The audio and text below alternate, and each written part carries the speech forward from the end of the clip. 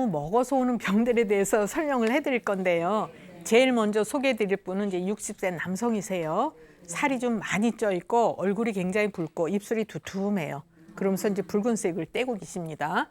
이분은 이제 먹는 걸 굉장히 좋아하고 간식도 많이 먹고 특히 야식을 많이 드시는 분이에요. 얼마 전에 식사를 하다가 몸에 이제 마비가 오면서 쓰러지셨대요. 정신을 잃고. 그래서 이제 응급실에 가셨는데 갈 때는 이제 중풍인 줄 알고 병원에 입원을 했는데 다음날 멀쩡하게 회복이 되셨어요. 그래서 이제 퇴원을 하셨는데 얼마 전에 저한테 오기 며칠 전에 또 두 번째로 쓰러지신 거예요. 그래서 이번에는 이제 중풍에 관련된 검사를 다 하셨어요. 그랬는데도 다 정상이에요. 그리고 이분이 쓰러질 때 머리가 어지러우면서 팔다리 힘이 쭉 빠졌다 그러셨습니다. 그래서 이제 이분이 검사는 다 괜찮은데 자꾸 쓰러지니까 얼마나 불안하시겠어요. 이제 또 쓰러질까 봐 걱정이 아주 많으시죠. 진맥을 했더니 위장에 열이 아주 많고 노폐물이 많이 쌓여 있는 분이에요. 이렇게 이제 몸에 살이 많이 찌고 얼굴이 붉고 입술이 이렇게 두툼하다고 말씀드렸죠. 그리고 붉고 이런 분들은 선천적으로 위장 기능이 튼튼한 분들이에요. 그리고 이제 몸에 열도 많은 체질에 속한다 이렇게 볼 수가 있는데 이런 분들은 이제 미각이 발달했어요. 그래서 먹는 거 굉장히 좋아해요. 그리고 이제 자꾸 과식을 해요. 예, 그러다 보니까 위장 기능이 자꾸 지나치게 되죠. 그러면 위에 열이 쌓이면서 또 몸에 노폐물도 많이 쌓이게 되죠. 동의보감에 보면 몸을 편안히 하는 근본은 음식에 달렸고 또 병을 치료하는 근본은 약에 달렸다. 그래서 알맞게 먹는 것을 알지 못하면 생명을 제대로 보존할 수 없다. 이런 얘기가 나오거든요.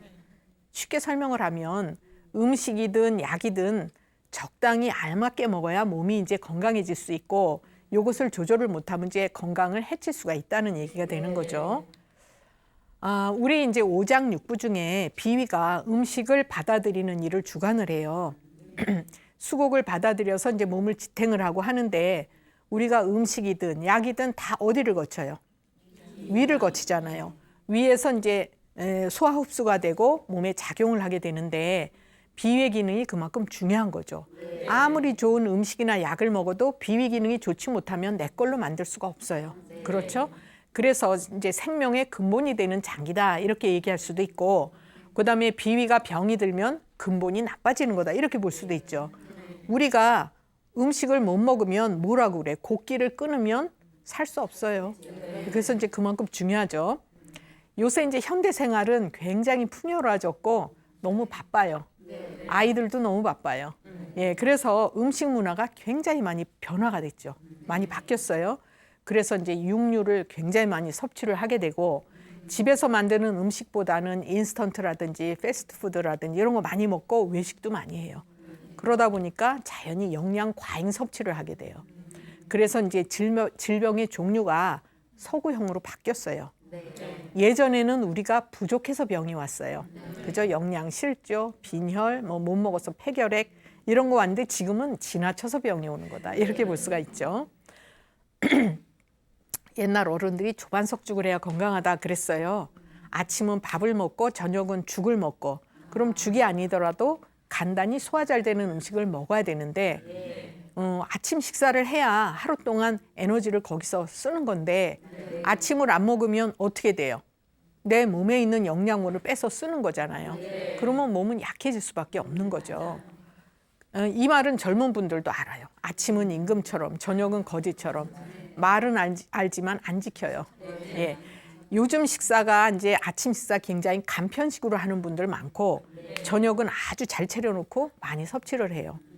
그러다 보면 거기에다가 또 문명이 발달해서 전기가 발명이 됐죠. 전등이 발명이 됐죠. 그러다 보니 늦게까지 깨어 있어요. 속이 허전해서 자꾸 야식 먹어요. 우리 민족이 또 배달의 민족 아닙니까? 배달 음식 많이 먹죠. 건강 측면에서는 좀 생각을 해봐야 돼요. 그래서 이제 위장 기능이 자꾸 약해지게 되고 몸의 근본을 약하게 하는 식사 방법이다. 그렇게 볼 수 있어요. 이제 식골증이라고 이제 증상이 있는데 급체를 하거나 또는 이제 과식을 해서 위장에 자꾸 열이 쌓이면 어지럽고 두통이 오거나 심하면 식골증으로 쓰러질 수가 있어요. 이거는 유사중풍이라고 써놨어요. 증상은 중풍하고 비슷해요. 그런데 중풍은 아니고 유사, 비슷하다는 얘기예요. 그래서 이런 경우에는 이제 인사불성으로 정신을 잃고 쓰러지든지 반신불수도 올 수 있어요. 그걸 식골증이라고 해요. 한의학에서는. 그래서 이분은 노폐물이 많이 쌓이고 위에 열이 많아서 노폐물 없애고 위열을 조절하는 이런 치료를 해드렸더니 차츰 이제 몸이 가벼워지면서 머리가 어지럽고 아프고 이런 게 없어지고 머리가 맑아지셨어요. 그러면서 이제 본인 얘기가 이제는 식사량을 조절할 수 있어졌다 이러더라고요.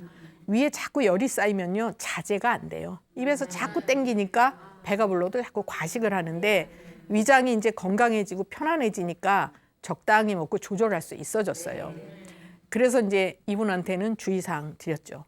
과식하시지 말고 간식 줄이고 식사를 천천히 하시라 그랬어요. 급히 식사를 하면은 과식을 자꾸 하게 돼요. 이미 배가 부른데 또 먹게 되죠. 이거 굉장히 중요해요. 그래서 입에 음식이 들어가서 물이 될 때까지 씹고 삼키고 이제 그렇게 연습을 해야 돼요. 그래서 이제 그거부터 가르쳤고 그다음에 식후에 300보 걸으시란 얘기를 제가 가끔 해요. 이거는 운동을 하시란 얘기가 아니라 팔다리를 움직여서 위가 잘 연동 운동을 하도록 도와주란 얘기예요. 그래서 이게 팔다리를 이렇게 뻗어보면 X자가 되죠.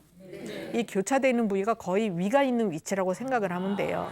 그래서 팔다리를 움직여주면 여기 위가 잘 움직이는데 옛날 양반들 어떻게 걸었어요? 막 빨리 걸었어요? 아니죠.